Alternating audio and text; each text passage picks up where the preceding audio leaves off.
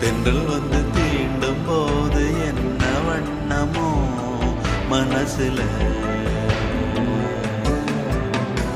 திங்கள் வந்து காயும் போது என்ன வண்ணமோ நினப்புல, வந்து வந்து போகுதம்மா எண்ணம் எல்லாம் வண்ணமம்மா, எண்ணங்களுக்கு ஏத்தபடி வண்ணம் எல்லாம் மாறுமம்மா.